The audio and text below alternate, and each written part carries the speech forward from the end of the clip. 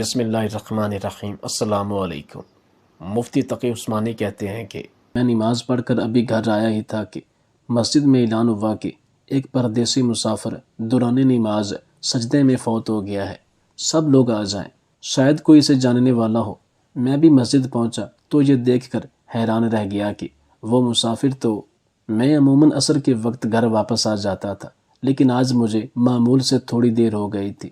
اسی وجہ سے میں نے سوچا کہ مغرب میں کچھ وقت باقی رہ گیا ہے تو مغرب کی نماز مسجد میں ادا کر کے ہی گھر جاتا ہوں، ورنہ اگر سیدھا گھر چلا گیا تو سستی پڑ جائے گی اور نماز نہیں پڑھ پاؤں گا۔ یہی سوچ کر میں نے اپنے قدموں کو مسجد کی طرف موڑ لیا اور علاقے کی مسجد میں آ گیا۔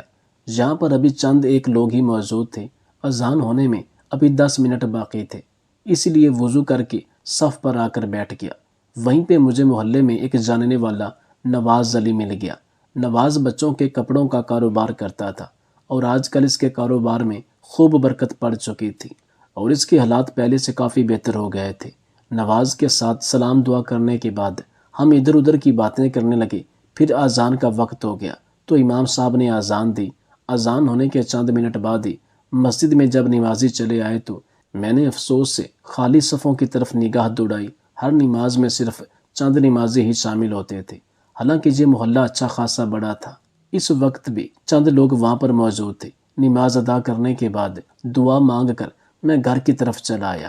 اس وقت میں کافی تھک چکا تھا اور آج مجھے بھوک بھی بہت لگی ہوئی تھی، کیونکہ صبح سے میں نے کچھ بھی نہیں کھایا تھا اور اب بھوک کے مارے میرا برا حال تھا۔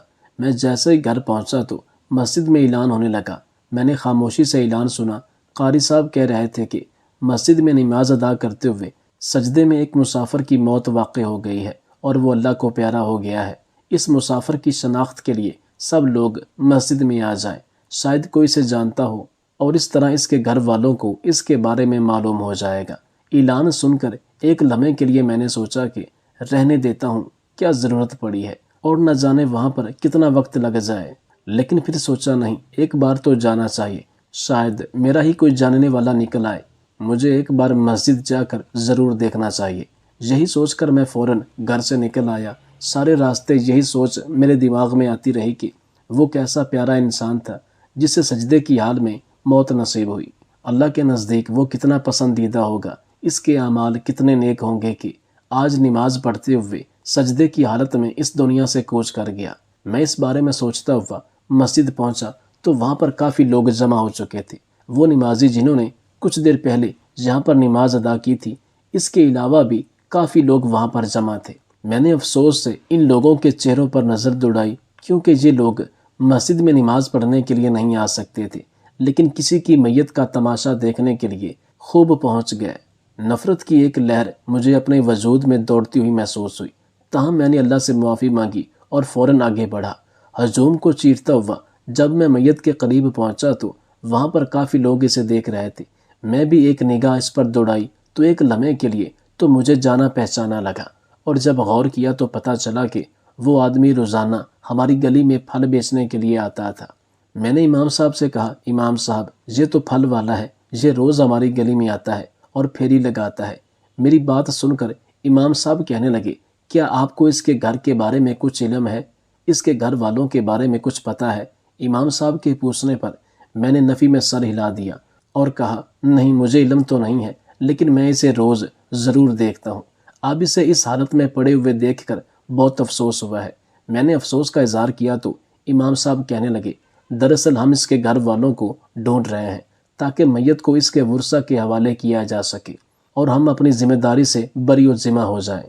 امام صاحب کے کہنے پر میں نے آہستہ سے سر ہلا دیا، لیکن یہ بات سچ تھی کہ مجھے اس بارے میں کوئی علم نہیں تھا۔ وہاں پر کافی لوگ موجود تھے اور سب باری باری اس میت کا دیدار کر رہے تھے۔ تب ہی ان میں سے ایک شخص کہنے لگا، امام صاحب میں اسے جانتا ہوں، یہ ایک پھل فروش ہے اور اس کا نام محمود ہے۔ اس شخص کے کہنے پر امام صاحب کے چہرے پر ایک اطمینان آ گیا اور وہ کہنے لگے، کیا تم اس کے گھر کے بارے میں جانتے ہو؟ تو وہ شخص بولا، جی میں جانتا ہوں کہ یہ کہاں پر رہتا ہے۔ دراصل اسی محلے کے جو پچھلی طرف ایک کچی آبادی بنی ہوئی ہے، وہیں پر اس کا گھر ہے، جہاں پر اس کی بیوی اور 3 بچے رہتے ہیں۔ اس شخص نے ذرا تفصیل سے بتایا تو امام صاحب فوراً کہنے لگے، تم ایسا کرو، اس کے گھر پر کسی طریقے سے اطلاع دے دو تاکہ اس کے ورثہ کو اس بات کی خبر ہو جائے کہ یہ شخص اب اس دنیا میں نہیں رہا۔ امام کے کہنے پر وہ شخص سر ہلاتا ہوا کہنے لگا، امام صاحب آپ فکر مت کریں، میں ابھی اس کے گھر پر جا کر اطلاع کرتا ہوں، یقیناً میت کو وصول کرنے کے لیے اس کے ورثہ چلے آئیں گے۔ یہ کہہ کر وہ شخص وہاں سے چلا گیا اور میں حیرت اور رشک سے اس شخص کے چہرے کی طرف دیکھتا رہا، جس کے چہرے پر ایک سکون پھیلا ہوا تھا اور یوں لگ رہا تھا کہ جیسے وہ اپنی ذمہ داریاں پوری کر کے اس دنیا سے رخصت ہو چکا ہے۔ تمام محلے والے وہاں پر جمع تھے اور ہر کوئی اس کی ایسی موت پر رشک کر رہا تھا۔ سب کے چہرے پر ایک ستائش تھی اور ایک عجیب سی روشنی دکھائی دے رہی تھی۔ میں خود بھی اس آم سے پھل والے کی ایسی موت پر حیرت اور حسرت سے اس کی طرف دیکھ رہا تھا۔ اتنی اچھی موت قسمت والوں کو نصیب ہوتی ہے۔ سجدے میں اللہ کی عبادت کرتے ہوئے مسجد میں مر جانا، ایسی موت کا نصیب ہو جانا تو بڑی قسمت کی بات ہے۔ کچھ دیر گزر گئی تھی جب مسجد سے جانے والا شخص واپس آیا اور اس کے ساتھ ایک اور شخص بھی موجود تھا جو اس پھل فروش کا بھائی تھا۔ اس نے جب اپنے بھائی کو اس طرح مردہ حال میں دیکھا تو غم سے رونے لگا۔ سب آگے بڑھ کر اسے حوصلہ دینے لگے۔ امام صاحب نے بھی اسے اللہ کی مرضی کے اوپر صبر کرنے کی تلقین کی اور پھر چند لوگوں کی مدد سے وہ اپنے بھائی کی میت کو یہاں سے لے گیا۔ میں بھی افسردہ دل کے ساتھ گھر واپس آیا۔ بیوی نے پوچھا، کیا بات ہے، آپ آج کچھ پریشان دکھائی دے رہے ہیں، سب ٹھیک تو ہے نا؟ آپ اچانک کہاں چلے گئے تھے؟ میں نے اسے آج ہونے والے سارے واقعہ کے بارے میں بتا دیا تو وہ بھی رشک اور حیرت سے اس پھل والے کے بارے میں سوچنے لگی اور کہنے لگی، کتنا خوش نصیب انسان ہے جسے ایسی موت نصیب ہوئی۔ اللہ ہمیں بھی اسی طرح ایمان کی حالت میں موت نصیب فرمائے۔ اس کے کہنے پر میں نے آمین کہا اور کھانے کی طرف متوجہ ہو گیا۔ لیکن سچ بات تو یہ تھی کہ اس معمولی سے پھل فروش کا چہرہ میری نگاہوں کے سامنے آتا جا رہا تھا۔ یوں لگ رہا تھا کہ جیسے اللہ نے اس کی اگلی منزل کو آسان کر دیا ہے اور وہ خوشی خوشی اس دنیا سے رخصت ہوا ہے۔ میں اسی پھل فروش کے بارے میں سوچتے ہوئے کھانا کھاتا رہا۔ کھانے کے چند نوالے لینے کے بعد میرا دل اٹھ گیا۔ حالانکہ پہلے مجھے شدید بھوک لگی تھی لیکن اب میرا دل نہیں چاہ رہا تھا۔ میں نے اپنی بیوی سے چائے بنانے کا کہا اور کمرے میں لیٹ گیا۔ لیکن میں نے اپنے دل میں اس بات کا تہیہ کر لیا تھا کہ میں ایک بار اس پھل فروش کے گھر پر ضرور جاؤں گا اور پتہ کروں گا کہ آخر اس کی موت کیسے ہوئی اور اس کے کس عمل نے اسے ایسی قابل رشک موت سے نوازا۔ یہ سوچ کر میں مطمئن ہو گیا تھا۔ اگلے دن جب عصر کے وقت میں گھر واپس لوٹ رہا تھا تو مسجد میں جنازے کا اعلان ہو رہا تھا۔ یہ جنازہ اسی پھل فروش کا تھا۔ میں نے اپنے قدموں کو مسجد کی طرف موڑ لیا اور جنازے میں شامل ہو گیا۔ اس کا کل کی نسبت آج اور زیادہ خوبصورت مجلہ روشن دکھائی دے رہا تھا۔ غسل کرنے کے بعد اس کے چہرے پر ایسا سکون اور اطمینان پھیلا ہوا تھا جو میں نے کسی زندہ انسان کے چہرے پر نہیں دیکھا۔ ایک لمحے کے لیے اس کا چہرہ دیکھ کر میرا دل شاد ہو گیا تھا۔ بے اختیار دل نے خواہش کی تھی، یا اللہ میرے چہرے کو بھی قیامت کے روز اسی طرح روشن رکھنا۔ میں اس شخص کی بخشش اور مغفرت کی دعا کرتے ہوئے مسجد سے گھر واپس لوٹ آیا۔ لیکن میرا دل وہیں کہیں مسجد میں ہی رہ گیا تھا اور آنکھیں اس شخص کے دیدار کے بعد اس کا چہرہ دیکھنے کی خواہش کر رہی تھی۔ اگلے 2-3 دن بہت مصروفیت بھرے گزرے کیونکہ مجھے کام کے سلسلے میں دوسرے شہر جانا پڑ گیا تھا اور وہیں پر 3 دن لگ چکے تھے۔ میرے ذہن سے وہ پھل فروش بالکل نکل چکا تھا اور کام کی مصروفیت کے باعث میں بھول گیا تھا کہ مجھے اس کے گھر جانا ہے۔ 3 دن کے بعد گھر واپس لوٹا تو بیوی بچے بھی مجھ سے بہت اداس تھے۔ خود میں بھی انہیں بہت یاد کرتا رہا۔ ان کے ساتھ بیٹھ کر گپ شپ کرتے رہے اور کھانا کھاتے وقت گزرنے کا احساس ہی نہیں ہوا۔ اور میں چونکا تو تب جب مسجد سے عشاء کی اذان کی آواز سنائی دی۔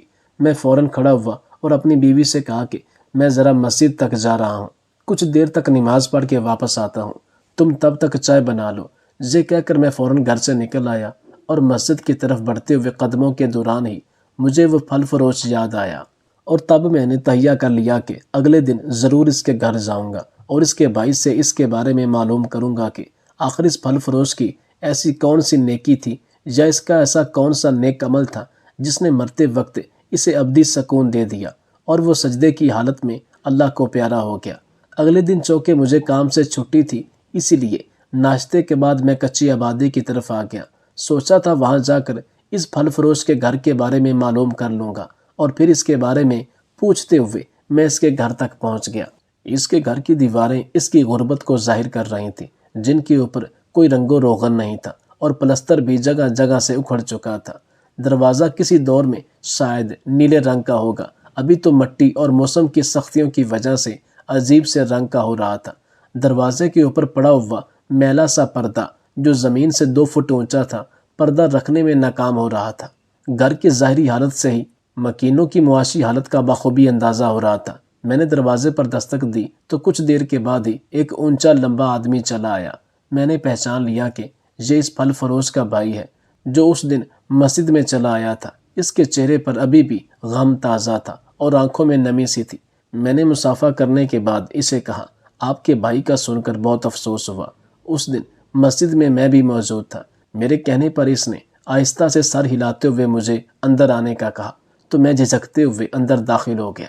سامنے ایک چھوٹا سا صحن تھا جس کے کونے میں باورچی خانہ دکھائی دے رہا تھا، جس میں چند برتن موجود تھے اور پرانا سا چولہا فرش پر پڑا ہوا تھا۔ صحن کے دوسرے کونے میں غسل خانہ بنا ہوا تھا جس کے اوپر لگی ہوئی ٹوٹی کو رسی سے کس کر باندھا گیا تھا۔ واش بیسن جگہ جگہ سے ٹوٹا ہوا تھا۔ سامنے چھوٹے چھوٹے 2 کمرے تھے اور ان کمروں کو ابھی تک دروازے نہیں لگے ہوئے تھے، وہ کسی بھی پردے سے آزاد تھے۔ ایک نظر میں جتنا گھر دیکھ سکا مجھے شدید افسردگی نے گھیر لیا تھا۔ بیٹھک میں داخل ہونے کے بعد وہاں پر رکھا ہوا پرانا فرنیچر بھی مکینوں کی حالت کو بخوبی ظاہر کر رہا تھا۔ میں ایک کرسی پر بیٹھ گیا جس کی ظاہری حالت بہت خستہ تھی۔ تاہم بیٹھنے کے چند لمحوں کے بعد میں نے اسے مسجد میں پیش آنے والے اس دن کی صورتحال کے بارے میں بتایا تو وہ آنسوؤں سے رونے لگا۔ تب ہی میں نے اس کے گھٹنے پر رکھے ہوئے ہاتھ پر اپنا ہاتھ رکھا اور کہا، بھائی صاحب آپ حوصلہ کریں، آپ کا بھائی بہت خوش قسمت تھا جو سجدے کی حالت میں اس دنیا سے رخصت ہوا اور اس کا خاتمہ ایمان کے ساتھ ہوا۔ اللہ تعالیٰ نے اسے اتنی پیاری موت نصیب کی کہ ہر کوئی ایسی موت کی خواہش کرے۔ میں خود بھی اس دن سے آپ کے بھائی پر رشک کر رہا ہوں اور میرے دل میں ایک سوال بے چینی پھیلائے ہوئے ہے، اس وجہ سے میں آپ کے پاس آج حاضر ہوا ہوں۔ میں نے جب اس شخص سے کہا تو وہ ایک دم چونک اٹھا اور کہنے لگا، کیسا سوال؟ آپ پوچھیں، کیا پوچھنا ہے؟ تبھی میں نے اسے کہا، دراصل مجھے یہ پوچھنا تھا کہ آپ کے بھائی کا ایسا کون سا عمل ہے یا کون سی نیکی ہے جس کی بدولت اللہ نے انہیں ایسی پیاری موت نصیب کی۔ میں چاہتا ہوں کہ میرا خاتمہ بھی ایمان کے ساتھ ہو اور میں ایسی ہی موت کا حقدار ٹھہرایا جاؤں۔ اسی لیے ابھی سے اللہ کو راضی کرنا چاہتا ہوں تاکہ زندگی کے باقی دن اس کی محبت میں گزر جائیں۔ میں نے جب اس شخص سے پوچھا تو وہ چند لمحے سوچنے لگا، پھر کہنے لگا، کچھ خاص نہیں ہے۔ دراصل میرا بھائی بہت سیدھا سادہ اور بھولا انسان تھا۔ علاقے کے لوگ اسے آسانی سے بے وقوف بنا دیتے تھے۔ اسکول میں جاتا تو اسکول میں لڑکے اسے بے وقوف بنا کر اس سے چیزیں چھین لیا کرتے تھے، لیکن نہ تو اس نے کبھی شکایت کی اور نہ ہی وہ کبھی رویا تھا۔ وہ خاموش رہ جاتا تھا اور صبر کر لیتا تھا۔ کچھ دن بعد وہ لڑکے خود ہی اس کی چیز واپس کر دیتے تھے۔ میں اپنے بھائی کو کہتا کہ تم غلط کرتے ہو، تمہیں اپنے حق کے لیے لڑنا چاہیے، تمہیں ان لڑکوں کا مقابلہ کرنا چاہیے، لیکن وہ مجھے ہمیشہ صبر کے ساتھ رہنے کی تلقین کرتا اور یہی کہتا کہ اس طرح کبھی لڑکوں کو ہدایت ہو جائے گی۔ وقت گزر رہا تھا، میرا بھائی بڑا ہوا۔ میٹرک کرنے کے بعد اس نے نوکری کے لیے بہت کوشش کی، لیکن کہیں پر بھی نوکری سے نہیں ملی۔ حالات نے اسے مجبور کر دیا کہ وہ کوئی ایسا کام کر لے جس میں بے شک عزت نہ ہو لیکن اجرت تو ملتی رہے۔ اس لیے اس نے ایک ورک شاپ میں نوکری کر لی۔ کچھ عرصہ وہاں پر چھوٹا بن کر کام کیا، لیکن لوگ اس سے فائدہ اٹھانے لگے اور بنا اجرت سے اس سے کام کروانے لگے۔ اسی وجہ سے اماں نے اس کا وہ کام چھڑوا دیا اور پھر وہ ایک چائے کا کھوکھا کھول کر بیٹھ گیا۔ چائے کا کھوکھا کھولنے کے لیے ماں نے اس کی بہت مدد کی تھی، لیکن کچھ عرصے کے بعد ہی اس کا وہ کام بھی بند ہو گیا۔ وہ بہت پریشان تھا کیونکہ آج کل اماں اس کی شادی کے لیے لڑکیاں دیکھتی پھر رہی تھی، اور پھر جب اسے اور کچھ سمجھ نہیں آیا تو اس نے ریڑھی پر پھل بیچنا شروع کر دیا۔ ریڑھی تو ہمارے پاس پہلے سے ہی موجود تھی کیونکہ ابا ریڑھی پر سبزی لگا کر بیچا کرتے تھے، اور اب میرے بھائی نے ریڑھی پر پھل فروخت کرنا شروع کر دیا تھا۔ اسے یہ کام راس آ گیا تھا اور وہ اس کام میں خوش تھا۔ گلی گلی محلہ پھر کر وہ پھل فروخت کرتا اور اسے مناسب منافع حاصل ہو جاتا۔ وہ خوش تھا کیونکہ اس کا کام چل نکلا تھا۔ اسی دوران اماں نے اس کی شادی کر دی اور وہ اپنی ایک نئی زندگی شروع کر چکا تھا۔ میں چونکہ کام کے سلسلے میں دوسرے شہر چلا گیا تھا، اپنے دوست کے ساتھ شراکت پر کاروبار شروع کیا تھا، تو اسی وجہ سے میں گھر کم ہی ہوتا تھا۔ اماں ہی اکثر اس کے بارے میں بتاتی رہتی تھی۔ اس نے پھل فروخت کرنے کا کام بند نہیں کیا، لیکن اس کا کہنا تھا کہ اس ریڑھی کی بدولت اس کے کام میں برکت ہے، اور وہ اس کام سے آسانی سے اپنا گھر بار چلا رہا ہے، اور وہ اس کام سے مطمئن تھا، اور روزانہ جتنے پھل منڈی سے لے کر آتا اتنے ہی بیچ بھی دیتا۔ اس کی ریڑھی پر جو پھل بچا رہ جاتا وہ کبھی اسے گھر نہیں لے کر جاتا تھا، بلکہ کسی غریب یا بیوہ کے گھر پر دے کر آتا تھا۔ علاقے میں اس نے ایسے بہت سے گھرانے اپنی نظر میں رکھے ہوئے تھے جہاں پر وہ باری باری پھل دیا کرتا تھا اور بدلے میں ان کی دعائیں سمیٹ لیتا تھا۔ شاید اللہ تعالیٰ کو اس کی یہ نیکی اتنی پسند آ گئی کہ اس کے لیے نجات کا ذریعہ بن گیا۔ اس شخص نے جب اپنے بھائی کے بارے میں کہا تو میں حیران رہ گیا۔ ایک عام سا پھل فروش اتنا بڑا دل رکھتا تھا کہ اپنی ریڑھی پر بچ جانے والے پھل کو گھر میں اپنے بچوں کے لیے نہیں بلکہ غریبوں یتیموں کے لیے رکھتا تھا اور بدلے میں ان کی دعائیں سمیٹتا تھا۔ یہ کتنا بڑا عمل تھا، کتنی بڑی نیکی تھی جس کی توفیق اللہ نے اسے دی۔ حالانکہ اس پھل فروش کے اپنے گھر کے حالات اتنے خراب تھے، لیکن پھر بھی اس کا دل بڑا تھا، اور اسی وجہ سے اللہ تعالیٰ نے اپنے خاص بندوں میں سے اسے چن لیا تھا۔ وہ شخص اب بھی اپنے بھائی کو یاد کر کے رو رہا تھا، اور میں اس شخص کے بارے میں سوچ کر حیران تھا۔ تب ہی نہ جانے میرے دل میں کیا خیال آیا۔ میں نے اسے کہا، آپ کے بھائی کے کتنے بچے ہیں؟ کیا آپ مجھے ان سے ملوا سکتے ہیں؟ اس نے آہستہ سے سر ہلایا اور اٹھ کر گھر کے اندرونی حصے کی طرف چلا گیا۔ کچھ منٹ بعد جب وہ واپس آیا تو اس کے ساتھ 3 بچے موجود تھے جن کی عمر بالترتیب 7 سال، 5 سال اور 3 سال تھی۔ تینوں لڑکے تھے اور بہت پیارے تھے، لیکن ان کی آنکھوں میں دکھ ہلکورے لے رہا تھا۔ میں جانتا تھا یہ دکھ یتیمی کا ہے، انہیں اب باپ کی شفقت اور محبت کبھی نہیں ملے گی۔ میں نے محبت سے تینوں کو اپنے پاس بلایا اور ایک ساتھ گلے لگا لیا۔ میرے دل کے اندر جیسے اطمینان سا اترتا چلا گیا۔ میں نے جو سوچا تھا اب وہ کرنے کا وقت آ گیا تھا۔ اپنی جیب میں سے میں نے ہزار کے چند نوٹ نکالے اور سب سے بڑے لڑکے کے ہاتھ پر رکھ دیے اور کہا، بیٹا یہ تمہارے لیے ہیں، یوں سمجھو کہ تمہارے ابو نے بھیجے ہیں۔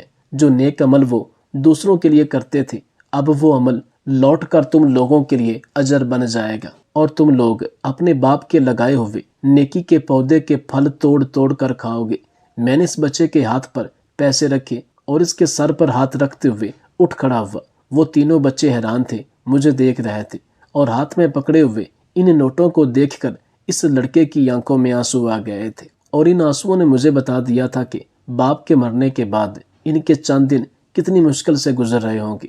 میں نے بے ساختہ اپنی آنکھوں میں آئی نمی کو چھپا لیا، اور ان کے سروں پر باری باری ہاتھ رکھتا ہوا میں گھر سے باہر آ گیا اور اپنی آنکھوں میں آئے آنسوؤں کو صاف کیا۔ گھر آنے تک میرا دل اطمینان سے بھر چکا تھا، اور ایسا سکون مجھے نصیب ہوا تھا جس کی لذت میں نے آج تک کبھی محسوس ہی نہیں کی تھی۔ میں نے سوچ لیا تھا کہ اب میں اس پھل فروش کے نقش قدم پر چلتے ہوئے ایسا ہی کروں گا، اور اپنے لیے نیکی کے راستے ہموار کروں گا، اور میں اللہ کا پسندیدہ بندہ بنوں گا، اور اس کے بتائے ہوئے احکامات پر عمل کرتے ہوئے اپنے لیے ویسے ہی موت کا طلبگار ہوں گا جیسی موت اس پھل فروش کو ملی۔ گھر پہنچا تو میری بیوی نے میرے مطمئن چہرے کو دیکھا اور پوچھنے لگی، کیا بات ہے؟ آج آپ کے چہرے پر بہت اطمینان ہے اور آپ بہت خوش دکھائی دے رہے ہیں، کہاں گئے تھے آپ؟ میری بیوی نے تجسس سے پوچھا تو میں نے بتایا، بیگم دراصل آج میں اس پھل فروش کے گھر پر گیا تھا اور ایسا سبق سیکھ کر آیا ہوں جو نہ تو کہیں کتابوں میں لکھا ہوا ہے اور نہ ہی کوئی سکھاتا ہے۔ آج اس سبق کو سیکھ کر اور اس کے اوپر عمل کر کے میرے دل کو جو اطمینان ہوا ہے تم سوچ بھی نہیں سکتی ہو۔ میں نے سکون بھرے لہجے میں اپنی بیوی کو جب یہ کہا تو وہ مسکرا دی اور کہنے لگی، میں سمجھ سکتی ہوں، کیونکہ اس وقت آپ کے چہرے پر جو اطمینان اور خوشی پھیلی ہوئی ہے میں نے آج سے پہلے کبھی نہیں دیکھی۔ میری بیوی نے محبت سے مجھے کہا تو میں مسکرا دیا اور اسے آج پیش آنے والے واقعہ کے بارے میں سب کچھ بتا دیا۔ اس پھل فروش کی اتنی سخاوت اور وسیع قلبی کے بارے میں سن کر میری بیوی کی آنکھیں بھیگ گئیں اور کہنے لگی، اللہ نے اس پھل فروش کو کتنا ظرف دیا ہوا ہے کہ وہ اپنی کمائی کا ایک حصہ ان یتیموں اور بیواؤں پر خرچ کر رہا تھا جو اس کے علاقے میں موجود تھے۔ اس کے جتنے وسائل تھے ان وسائل میں رہ کر وہ ان کا خیال کر رہا تھا، اور ہم کتنے غافل ہیں، ہمارے پاس اتنے وسائل موجود ہونے کے باوجود آج تک ہم نے کبھی ان کے بارے میں سوچا ہی نہیں۔ ہم تو اپنی دنیا میں ہی مگن رہتے ہیں اور آنے والے کل کی فکر میں مبتلا رہتے ہیں۔ میری بیوی نے آنسوؤں کے ساتھ جب یہ بات کہی تو میرا دل بھی جیسے شرمندہ ہو گیا۔ وہ صحیح کہہ رہی تھی، ہم نے آج تک کبھی کسی دوسرے کے بارے میں سوچا ہی نہیں، کبھی اپنے ہمسائے کا بھی خیال نہیں کیا کہ کہیں وہ بھوکا نہ سو گیا ہو، جبکہ اسلام میں ہمسایوں کے، بیواؤں اور یتیموں کے کتنے حقوق ہیں۔ اگر ہم پڑھیں تو ہمیں معلوم ہو کہ ہم دین سے کتنے غافل ہیں اور اس کے بنیادی احکامات اور تعلیمات کو نظر انداز کر کے اپنی زندگی گزار رہے ہیں۔ لیکن میں نے ارادہ کر لیا تھا کہ میں اس پھل فروش کے نقش قدم پر چلتے ہوئے ویسا ہی عمل کروں گا جیسے اس نے کیا تھا، کیونکہ میں نے جان لیا تھا کہ حقوق العباد یعنی بندوں کے جو حقوق ہے یہ بہت بڑی چیز ہے، اور اللہ تعالیٰ نے اسی لیے حقوق العباد پر بہت زیادہ زور دیا ہے۔ میں نے آج جب یہ سبق سیکھ لیا تھا تو یقیناً ہمیشہ اس پر عمل کرتا رہوں گا۔